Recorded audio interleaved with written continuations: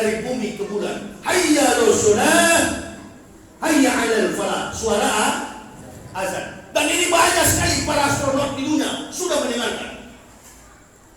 Yes, mereka kemudian mengucapkan dua kalimat syahadat, masuk Islam. Bahkan ada seorang profesor yang tidak bisa tidur sepanjang hidupnya, hanya hidup di laboratorium, tidak bisa tidur. Ahli botani, ahli tumbuh-tumbuhan. Ada kebetulan di satu masjid di Amerika, di New York. Kebetulan imam besarnya itu orang kita Indonesia, Samsi Ali, suku Makassar. Imam besar Indonesian Muslim Community Al-Hikmah Mosque, Masjid Al-Hikmah di New York. Satu-satunya masjid orang Indonesia. Dalam satu hari 1 sampai 10 orang mengucapkan dua kalimat syahadat untuk masuk Islam.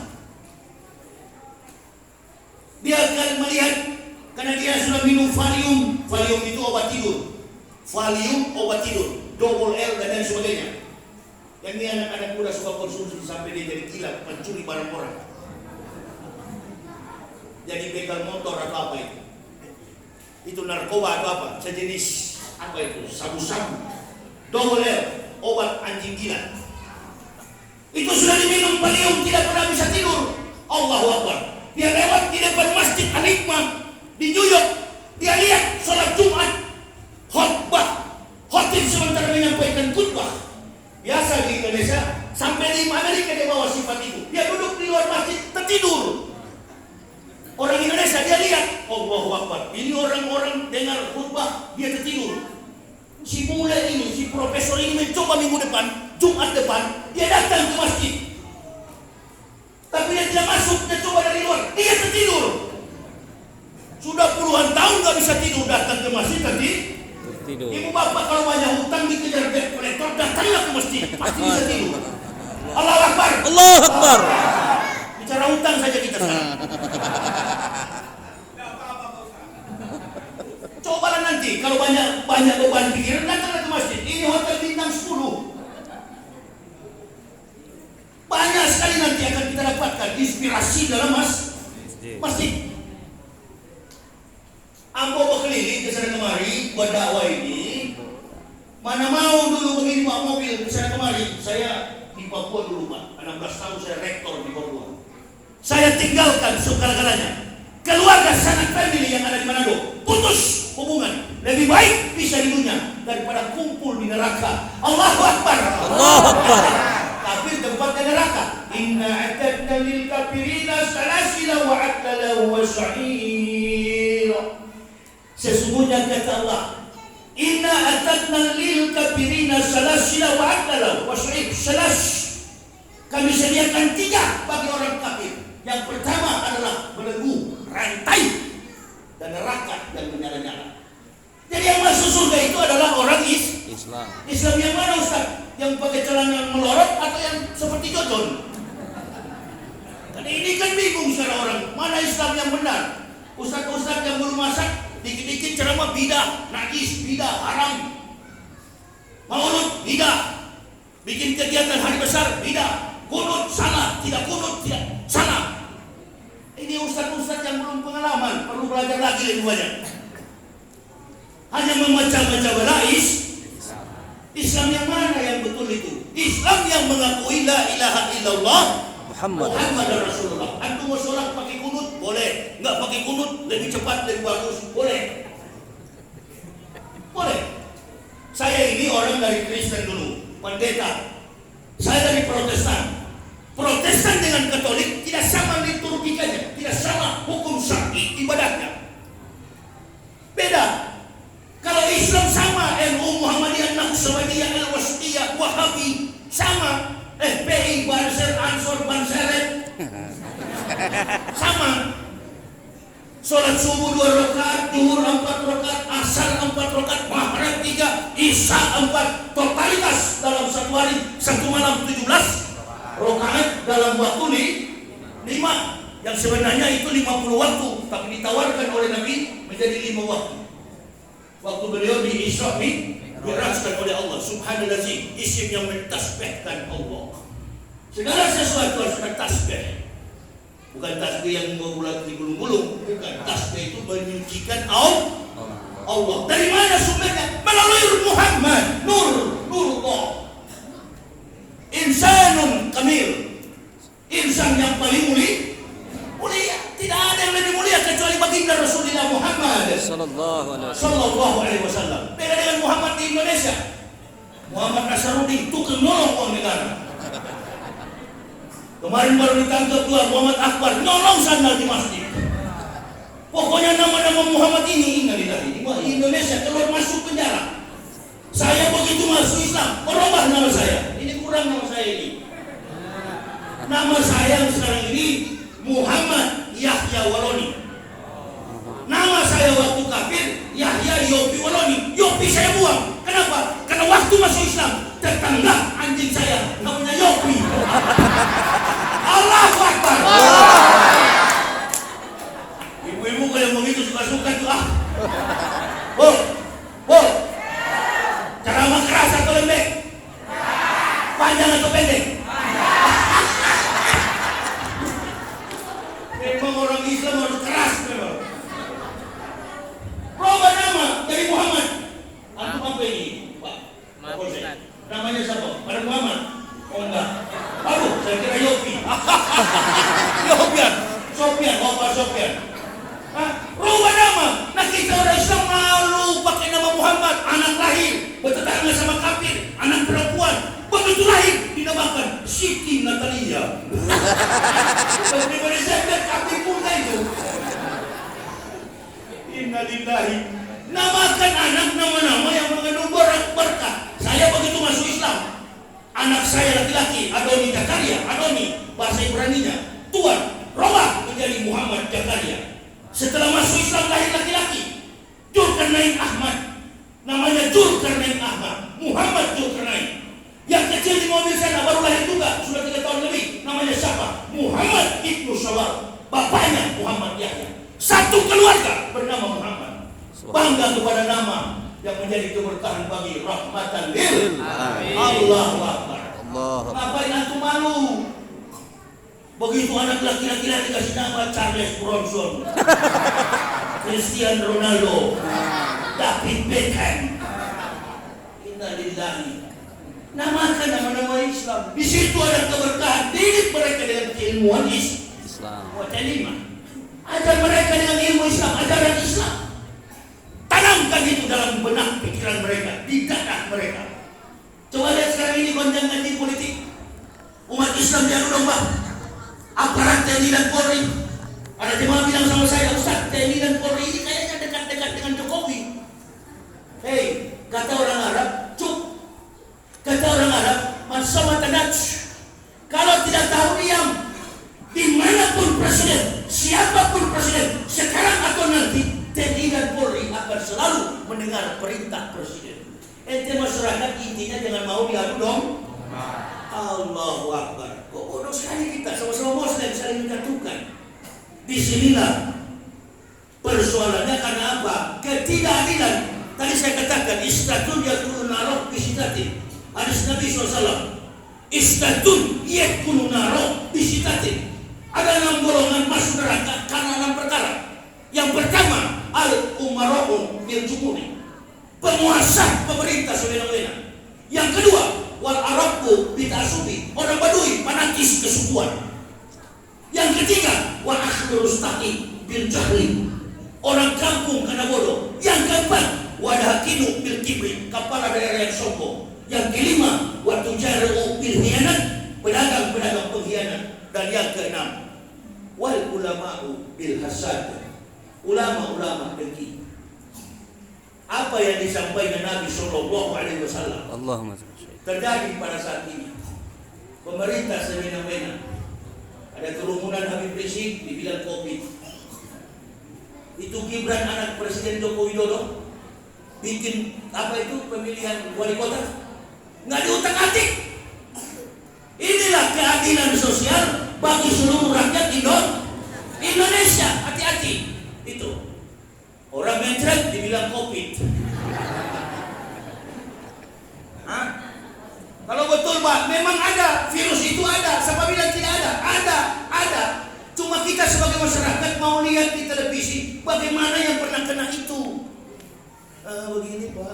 itu kepala pusing, mencret kembali, tai mata keluar banyak, tidak ditampung pakai mangkuk. Akhirnya ada begitu. Artinya setiap penyakit dalam diagnosis ketentuan secara medical system, segala penyakit pasti ada gejala. Dirubah lagi orang OTG, orang tanpa gejala, tidak dikasih. Sedangkan di bulan puasa kalau sudah terlalu banyak makan kolak, biasa kalau buka puasa pertama, Ramadan pertama, macam-macam, kolak, mie rebus, mie kuah, mie ayam, mie bakso, segala macam campur di situ. Ya, akhirnya ngantuk. Bukan ngantuk, Pak. Keringat dingin karena perutnya tadinya lambungnya kosong, ususnya kosong, dipompa sekali, kaget dia makan. Akhirnya mencret. Tapi ada gejala mencret, panas dingin, ya kan? Badan gemetar. Ini kok tiba-tiba langsung dibilang OTG tanpa gejala? Dari mana penyakit tidak ada gejala? Sudahlah kasihan, berhentilah begini-gini. Aduh. Kepala Staf Presiden Muldoko berkata, dokter, berhentilah kasihan, berhentilah. Aduh, habis uang negara dikucur terus. Tanya saja ke masyarakat ini yang ada di ibu-ibu, kalau sakit pilek berani nggak ke rumah sakit?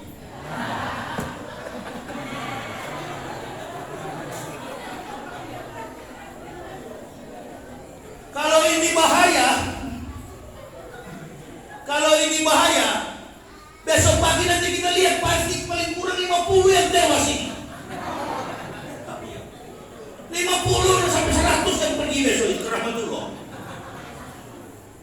Kita di daerah tropis COVID-19 corona itu adalah lapisan tipis matahari, mengandung lapisan unsur matahari dalam studi antariksa atau studi metamorfosa. Dia bermetamorfosa dalam satu penggabungan awan apabila nampak pada gerhana matahari penuh, warnanya keabu-abuan, suhunya 1 juta derajat Celcius. Yang mengambilnya ini adalah 2 negara, China dan Amerika. Ini senjata biologis yang bocor menggemparkan dunia di daerah tropis. Corona itu nggak ada arti apa-apa, karena sinar matahari ultraviolet mati. Ada virus itu ada, tapi tidak sebahaya yang dikatakan. Yang bahaya itu virus tanggal 9 Desember. Segala macam dusta omong kosong para kandidat. Apalagi di Riau ini, hampir tiap gubernur semua pelajar ke pesantren. Masuk penjara. Makanya ditertibkan masyarakat ini. Kiwam dunia di arba'at biasa. Tertib dunia ini bergantung pada 4 persoalan, 4 orang, 4 oknum. Yang pertama bi'ilmi ulama'i, ilmu para ulama. Nah sekarang ini hari-hari terakhir ini derajat para ulama tipis. Penghormatan terhadap ulama rendah. Bahkan anak cucu Nabi para habaib direndahkan. Nah, di satu sisi benar, di satu sisi salah. Sebagai pendakwah memang kita mesti hati-hati. Tidak semua orang suka kepada kita sebagai pendakwah, tapi kita lihat siapa yang tidak suka kepada kita. Biasanya yang tidak suka kepada pendakwah cuma 2 golongan, munafik dan kafir. Sudahlah, kalau sudah tidak suka kepada ustadz, kepada habib, kepada kiai, kepada buya, ini orang berarti nggak beres ini orang. Nah maka kalau sebagai pendakwah kita jangan terpancing. Sebagai ustadz mulut kita dijaga, jangan mengeluarkan kata-kata kasar. Nanti lawan bisa olah itu. Kemarin kan ada perempuan yang mengata-ngatai si Habib Rizik begini. Dituduh sebagai penjual parfum. Parfum saya ini aja bukan main harganya. Daripada jual di diri, begitu aja sudah cukup. Lebih baik jual parfum, bahkan parfumnya dari Paris itu kamu tahu belum? Parfumnya dari Paris yang dipakai oleh Barack Obama, SBY. Itu harganya ratusan, bahkan ada yang miliaran yang dipakai oleh artis-artis Hollywood. Nah begitu kira-kira. Menghadapi ular harus lebih licik daripada ular. Ini kadang-kadang membuat masyarakat sekarang ini, kalau sudah jatuh domba yang berkelahi bawah terpecah. Nah coba lihat begini, kalau di masjid ada kapolsek, ada tentara, ada babinsa, kita kumpul bersama. Ada masalah diselesaikan secara persuasif Islam, karena kita beragama Islam.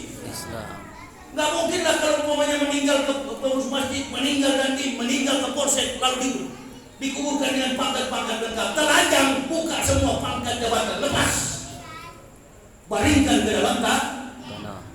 Tidak ada itu. Begitu nanti malaikat datang, dan malaikat ini kan pintar betul, cuma soal ini. Kasih contoh dulu. Malaikat itu kalau membangunkan orang Islam itu, kalau jamaah dia pakai kaki, dia goyang begini, bangun, pakai kaki. Kalau jamaah, kalau kepada ustaz dia pakai tangan, bangun ustaz, bangun. Itu malaikat mungkar kan? Nakir. Kalau kepada kafir dia injak-injak kayak bangun yang pura-pura. Kepada munafik dia tendang. Apa yang ditanya? Siapa nama? Joko Widodo. Nakir malaikat. Presidennya iya. Mantan presidennya. Oh ya Pak. Oh kata malaikat kata mungkar. Cil. Panggil kepada menanti. Cil. Rapatkan. Ini Pak Presiden Indonesia. Tempatkan di lantai 50. Besoknya lagi Pak Kapolsek tanya sama jabatan dulunya Kapolsek. Oh Kapolsek lantai 11, pengurus masjid lantai 5, Ustaz oh di paling atas. Ustaz yang mana? Ustaz yang mana? Karena ini banyak sekali Ustaz sekarang. Nah saya bukan Ustaz Pak. Orang yang dipanggil Ustaz adalah orang yang konsisten, bukan netral. Bi ilmi ulama, ilmu para ulama la jahilun. Kalau tidak ada ilmu para ulama, celaka orang-orang bodoh. Nah, kategori ulama itu yang bagaimana? Ulama yang pertama berusia 40 tahun ke atas.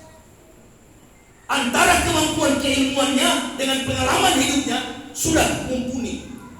Nah, kita di Indonesia ini baru sebut satu ayat sudah dipanggil ustaz. Asal sudah sebut satu ayat ustaz.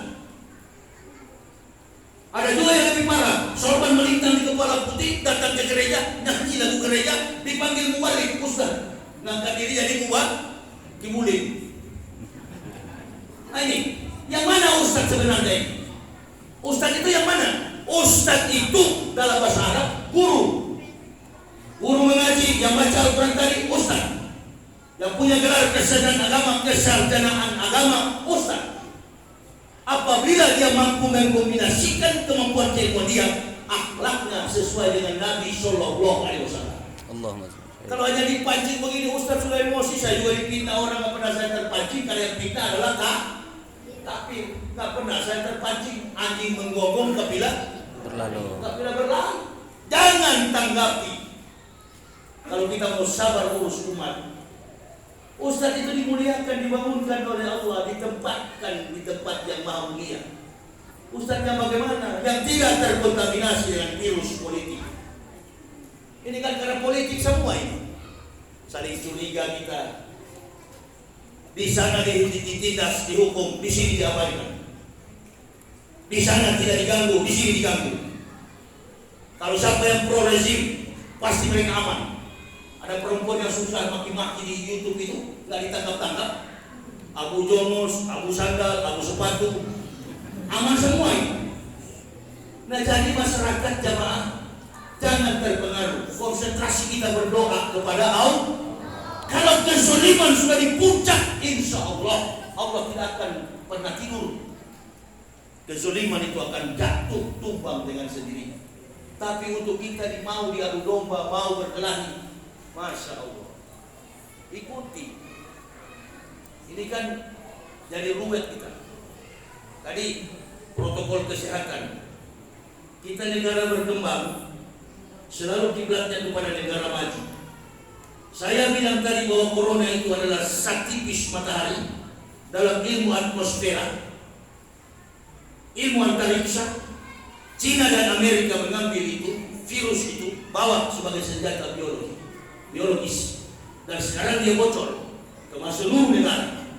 Nah sekarang bisa diredam dengan cara apa? Tunggu saja nanti apabila pelantikan Presiden Amerika selesai barang ini. Adalah bisnis World Health Organization WHO bekerja sama dengan para mafia-mafia di Amerika. Jadi kita tinggal tunggu saja. Kepala Staf Presiden Pak Muldoko sudah ngomong. Dokter, stop. Jangan bukan COVID dibilang COVID. Saya makan kemarin pagi di warung sana di daerah Jambi. Ada orang tua mengeluh sama saya, Ustaz, saudara saya bukan COVID, Ustaz. Begitu meninggal dunia diminta 92 juta. Saya bilang jangankan di tempat Bapak, di Jakarta tukang ojek di samping kompleks perumahan kami dibayar 15 juta. Sampai dimunculkan pada tayangan TV One, judulnya Fakta. Asal bayar 15 juta mengaku COVID, Anda saya bayar. Karena kalau satu lubang mayat 250 juta. Di mana keadilan sosial bagi seluruh rakyat Indonesia? Pemerintah nggak tahu, dia bayar terus karena diserang oleh para aktivis. Nah, itulah barangkali sehingga ada Kapolsek, ada putusan dari polisi, dari pemerintah untuk menghimbau kepada masyarakat supaya melaksanakan 3M itu. Masker, pakai masker, apa itu? Menjaga jarak, social distance, physical distancing, and apa itu? Mencuci tangan, ditarik hand sanitizer. Itu dilakukan. Lakukan saja lah. Saya sebagai orang Islam setiap 5 kali sehari saya cuci tangan. Saya berwudu. Bukan berarti saya tidak pakai masker, saya tak mau taat. Tidak. Saya masih pegang kata-kata Pak Jokowi. Marilah berdamai dengan corona. Jadi saya sampai sekarang berdamai dengan corona. Teman, bagaimana? Saya pegang kalimat Pak Jokowi karena dia adalah pemimpin. Kalau sudah ludah, nggak boleh tarik lagi. Sekali ludah sampai kapanpun tetap itu adalah tak boleh dijilat kembali. Ini susahnya pemimpin kita. Habis meludah jilat balik. Saya orang Sulawesi, tapi setelah masuk Islam, saya pakai satu prinsip orang Melayu. Lebih baik mati berkalang tangan daripada hidup bercermin bang. Ini persoalannya sehingga beliau terjadi kontroversi sebagai pemimpin alias presiden. Nggak apa-apa untuk membenci jangan mengkritisi oke. Kalau Ustadz mengkritisi kinerja pemerintah, itu bukan etos kinerja pemerintah, bukan. Karena melihat kezaliman yang terlalu lebar di masyarakat. Nah, sebagai Ustadz jangan masuk ke sana seolah-olah mau jadi anggota DPR. Tugas DPR mengkritisi pemerintah. Kita masyarakat, kita membalik, sampaikan sesuatu yang mengandung kemaslahatan bagi jalannya roda pemerintahan pemerintah ini. Karena biar bagaimanapun kita adalah masyarakat Muslim yang taat akan hukum, negara konstitusi, negara hukum kita ini. Kita punya dasar yang sangat kuat Pancasila. Nah itu seharusnya begitu seluruh komponen masyarakat. Mau tidak mau, suka atau tidak suka, dimenangkan atau menang, Joko Widodo tetap adalah presiden. Berhenti kebencian itu disebarkan. Kami mengkritisi Jokowi karena janjinya terlalu banyak. Akan bikin tol laut, tol langit. Siapkan 10 juta tenaga kerja. Apalagi kawan yang di samping Rajar. Dan tadinya ulama jadi politikus. Dari sini sumber masalah. Sudahlah saya mau uraikan, tidak ada gunanya. Sekarang beliau juga sudah jadi pejabat. Habis jadi pejabat, kemudian jadi presiden. Habis jadi presiden, nanti jadi malaikat. Masyarakat ini terlalu. Intinya sekarang konsentrasi dan jangan, apalagi di media ini, apa? Handphone. Bukan main. Sampai ada yang menuduh takdir sudah mulai berperang segala macam. Innalillah. Setelah berperang, kita dengan kita, dia belum. Berhentilah begitu. Biarkan saja. Karena pemerintah ini data kebenaran yang kita bawa sekalipun mereka adalah masih berkuasa. Tapi polisi yang ada dulu di samping kita ini Pak Sofyan, dia ini akan sama-sama dengan kita beliau Kapolsek. Ini Joko Widodo 2024 sudah turun. Tapi pemerintah kabupaten, pemerintah provinsi akan terus bersama-sama dengan masyarakat fase itulah yang membuat kita jadi manusia yang balik, manusia Muslim artinya kesadaran tinggi. Kesadaran tinggi mencapai takwa kepada Allah. Ya ayyuhalladzina amanu taqullaha haqqa tuqatih wa la tamutunna illa wa antum muslimun. Jadi fase yang ketiga itu adalah kembali dari tanah kembali kepada tanah. Pulang kepada tanah. Berangkat kembali ke rahmatullah. Bukan mati. Orang Islam tak pernah mati. Al-mu'minuna la ya'mutuna bal yudkhulun. Orang Islam tidak pernah mati, tapi mereka pulang kampung. NU Muhammadiyah, insya Allah, Naqsyabandiyah, Al-Wasliyah, semua masuk surga. Yang tidak masuk surga adalah orang-orang kafir, tempatnya neraka. Inna atadnal lil kafirina salasila wa aklalau wa sa'ir. Sesungguhnya kata Allah, kami sediakan bagi orang kafir adalah belenggu, rantai dan neraka yang menyala-nyala. Umat Islam ditempatkan Allah di tempat yang maha mulia. Nabi SAW, barang siapa mengucapkan anak la ilaha illallah, anak Muhammad Rasulullah, haramullahu naru alaihi, haram bagi mereka neraka. Tempat umat Islam itu adalah surga. Islamnya bagaimana Ustaz? Yang aktif di masjid, yang lalai, bajingan sekalipun yang tidak sholat, asal KTP-nya Islam, insya Allah diperiksa malaikat Ridwan, KTP-nya Islam, masuk surga. Biar tidak sholat, yang penting beragama Islam. Biar tidak sholat, yang penting beragama Islam. Nah, yang pemalas sholat ini masih bertanya-tanya ini. Alhamdulillah. Ini baru Ustaz, ini yang hebat. Ini yang kami tunggu. Ustaz-ustaz begini yang kami suka. Masuk surga kau. Surgamu masuk, tapi benjol-benjol dulu. Mampir dulu di neraka dengan para pendeta, baru masuk surga. Saya menyampaikan Kristen masuk neraka itu sudah ribuan saya islamkan mereka di Indonesia.